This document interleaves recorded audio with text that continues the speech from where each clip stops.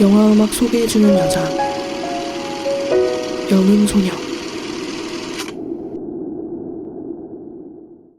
안녕하세요, 영음소녀 플레이입니다. 안녕하세요, 지유입니다. 그동안 잘 지내셨습니까? 네, 잘 지냈습니다. 너무 잘 지내서 온몸이 새까맣게 탔어요. 근데 우리 플레이는 어째 전보다 더 하얘진 것 같아요. 저 이거 너무 힘들어서 하얗게 질린 거예요. 정말요? 네. 그런 건가요? 아니, 근데 우리가 항상 이야기했잖아요. 뭐 방학이나 휴가라고 해서 온전히 신적이나 있냐고요. 우리 같은 사람은 또 가만히 있는 성격도 아니잖아요. 아유, 그럼요. 뭐. 또 워낙에 워커홀릭이니까 가만히 있지를 못하죠. 네. 그래서 휴가는 잘 다녀오신 거죠? 어디가 좋았는지 꿀팁 좀 방출해 주세요. 우리한테 사실 휴가는 영화제잖아요. 이거 너무 네. 너무 판에 박힌 멘트 아닙니까?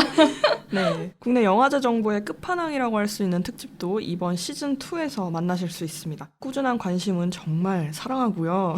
좋아요와 구독하기 부탁드리면서 잠시 광고 듣고 오겠습니다. 영화가 끝나고 극장을 나오면서 한 번쯤은 영화 속 음악들을 흥얼거린 적 있지 않나요? 영화 음악과 그 음악을 만드는 사람들의 흥미로운 이야기. 세상에 없던 영화 음악 전문 채널 영화 음악 소개해주는 여자 네이버 오디오 클립과 함께합니다.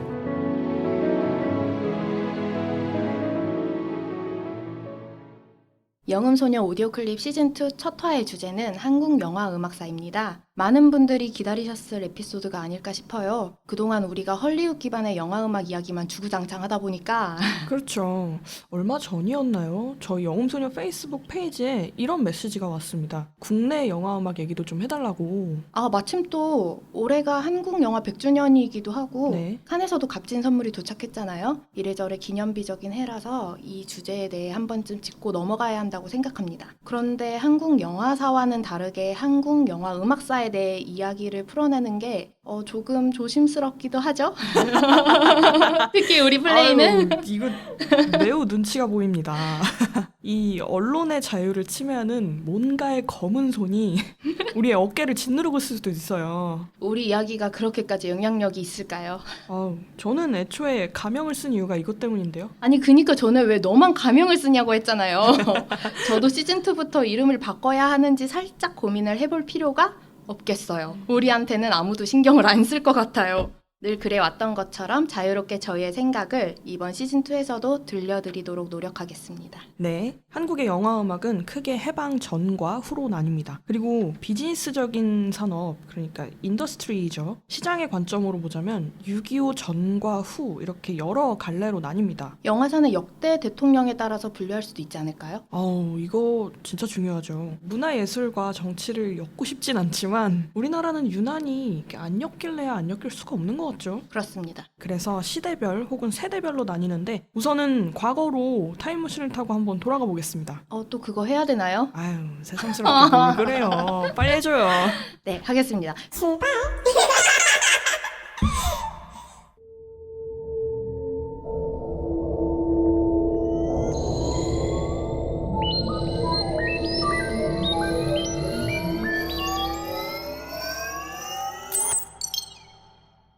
때는 1898년 10월 서울 서대문 밖에서 회사를 경영하고 있던 미국인 아스트하우스가 남대문 거리에 있는 한 중국인의 창고를 빌립니다. 여러 가지 단편 활동 사진들을 상영한다고 하는데요. 지금 이 현장에 나와 있습니다. 저도 줄을 서 있고요. 어서 오시오.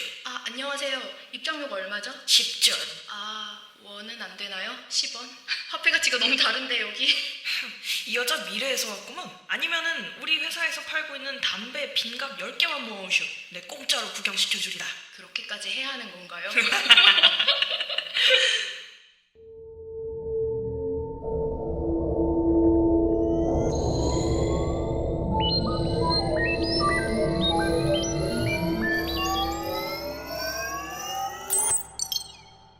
우리가 예전에 헐리우드 영화 음악사를 이야기하면서 토키에 대해 언급했었잖아요. 토킹 픽처의 줄임말이요? 네, 그거를 우리말로 풀자면 활동 사진이었던 것 같아요. 아, 그렇군요. 뭐든 처음엔 항상 센스 없고 꾸밈 없는 느낌인 것 같네요. 네, 당시 한국 영화도 무성 영화였기 때문에 영화의 스토리나 대사, 상황 등을 옆에서 해설해주는 변사가 따로 있었습니다. 초창기의 흐름은 미국과 굉장히 비슷하죠. 그런데 우리는 이 자체적으로 영화를 만들어낼 수 있는 기술이나 자본 같은 게 없었기 때문에 100% 수입이었고요. 이후에 이제 배급이랑 상영 등으로 돈이 돌기 시작하면서부터는 영화를 제작해냅니다. 미국의 뉴딜 정책이 있다면 우리는 뭐가 있었을까요? 쇄국 정책이죠. 흥선대 원군인가요, 갑자기?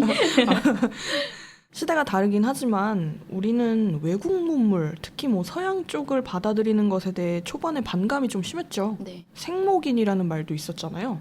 오죽하면은 서양인들을 괴물이다, 무섭다 이런 반응이 난무했었고. 그렇죠. 평생 동양인만 봐왔으니까 또 나중에 와서는 미제를 몰아내자는 운동도 따로 했었고. 뭐랄까 저는 이런 것들에 대한 항상 아쉬움이 있어요. 조선은 유교 사상을 베이스로 하고 있었고 동방예의지국, 유교의 조선 이런 말도 있잖아요. 네. 우리가 새로운 것들을 받아들이는데 속도나 변화 흐름 이런 것들이 조금 더 빨랐더라면 지금 정말 많은 것들이 달라져 있을 거예요. 그래서 플레이는 과거로 돌아간다면 뭘 가장 먼저 하고 싶으세요? 적폐를 청산해야죠. 네, 이젠 적폐청산인가요? 네, 이야기가 잠깐 샜는데 아무튼 그 당시 우리가 직접 제작했던 영화들은 뭐가 있나요? 첫 한국 영화로는 1919년 10월 27일에 한국의 첫 상설 영화관인 단성사에서 개봉한 의리적 구토라는 작품이고요. 조선 영화로 처음 흥행한 영화는 1923년작인 춘향전으로 일본인이 운영하는 동아문화협회에서 만든 작품입니다. 조선인들로만 구성된 연출팀이 만든 첫 영화도 있습니다. 1924년작인 장화홍련전인데요. 사실 일제강점기에는 조선 영화가 제작되기는 했으나 4% 정도에 불과했고 일본 영화가 69%, 기타 외화가 27% 차지했습니다. 1926년에 개봉한 나운규 감독의 아리랑이 일제강점기 시기에 조선 대중의 울분을 자아내며 큰 인기를 끌었다고 합니다. 주로 전래동화를 소재로 한 작품들이네요. 이것도 헐리우드랑 조금 비슷한 양상을 띠고 있습니다. 맞습니다. 한국판 문예 영화라고 정의를 내릴 수 있을 것 같아요. 작품 자체의 시대적 배경을 반영해서 음악도 당연히 전통음악이었겠죠. 나중에서야 OST가 발매되기 시작하는데 그것도 1970년대 말이에요. OST라는 말도 없었습니다. 주제가 음반이라고 불렀대요. 아직 뭔가 OST 개념이 자리 잡기 전이었던 것 같아요. 여기서도 재밌는 모습을 볼 수 있는데 초창기 한국 영화음악에는 자작곡이 없었대요. 미국하고 똑같은 이유예요. 영화음악을 할 줄 아는 사람이 없었기 때문에 초반에는 기존에 있던 음악을 재활용하는 식의 구성으로 이루어졌습니다. 당시 우리나라에 엔니오 모리코네 못지않게 많은 필모그래피를 자랑하던 음악감독이 있었어요. 전정근 선생님이라고. 공식적으로 집계된 작품만 347건? 와, 그 시절에 음악 하시는 분이 전정근 선생님밖에 안 계셨던 건가요? 다른 분도 있기는 한데 주로 이제 이분이 많이 하셨어요. 아. 다시 한번 말씀드리지만 당시에 영화음악을 할 줄 아는 사람이 거의 없었기 때문에 의도치 않게 이분이 독박을 쓰신 거죠. 시제말로 링거트원 하셨겠어요. 네, 많이 힘들었을 거예요. 대표작으로는 사랑방손님과 어머니, 오발탄. 오발탄 음악 너무 멋있잖아요. 이거는 지금 들어도 손색이 없어요.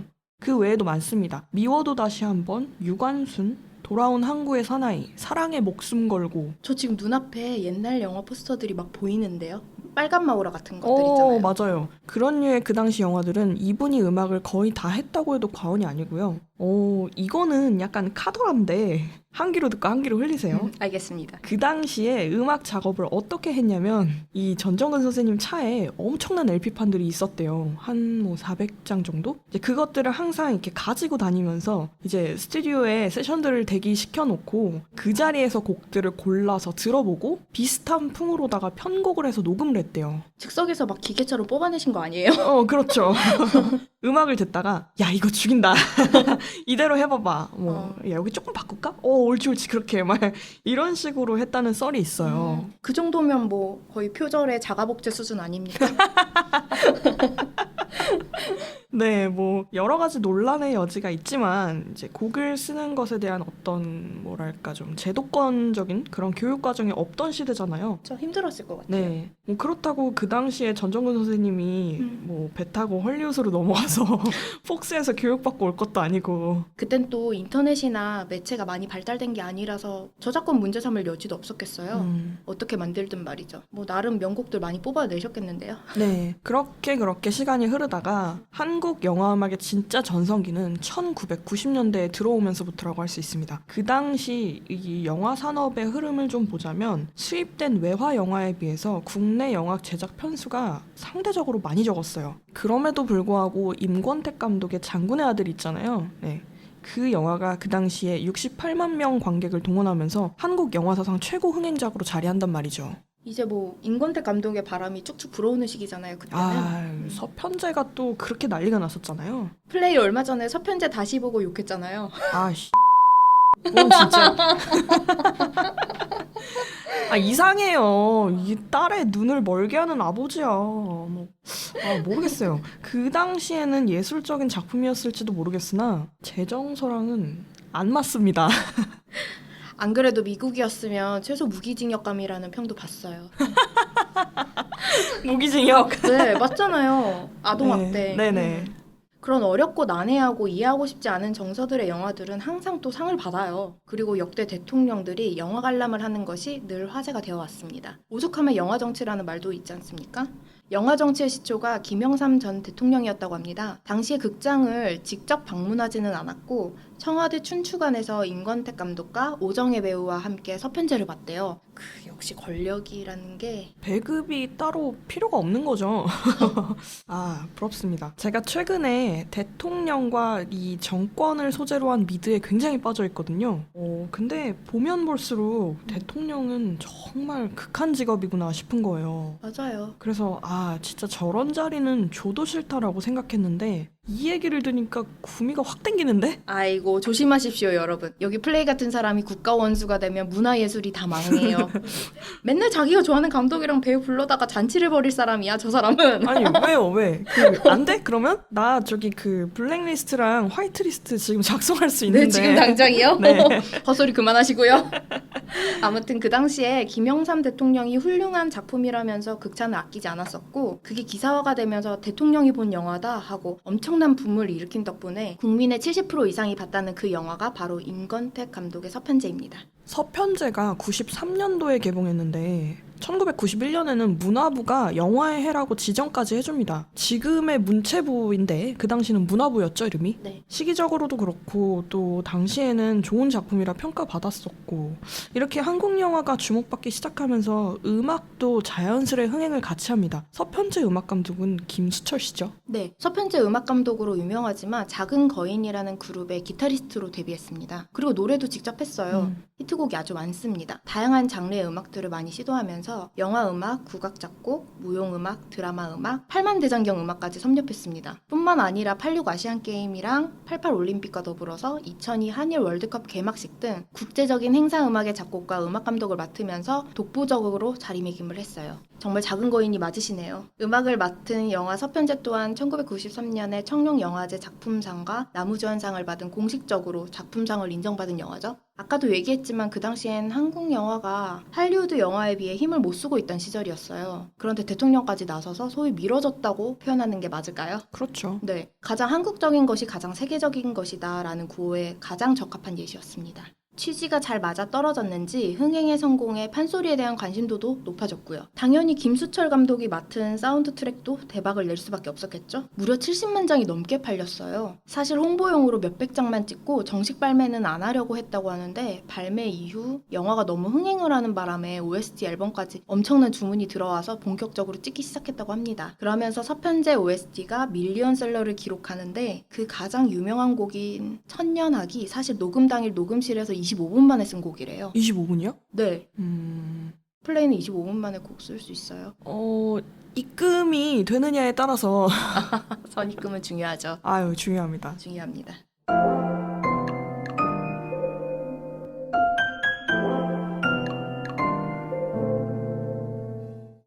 90년대 후반에서 2000년대 초중반까지만 하더라도 이 영화에 기존에 있던 팝을 송타이틀로 재사용하는 경우가 많았습니다. 그래서 영화 OST라고 하면 사람들의 인식이 뭐 스코어 개념이라기보단 주제가, 노래곡 이렇게 자리 잡기 시작했어요. 우리가 천만 관객이라고 부르는 대부분 영화들이 다 그래요. 1998년에 개봉한 강재규 감독의 영화 쉬리에서는 When I Dream이라는 곡이 재사용됐습니다. 영화 이전에도 이미 유명했던 곡이죠? 이거는 커피 광고에도 많이 나왔잖아요. 맞아요. 맥심하면 안성기였나요?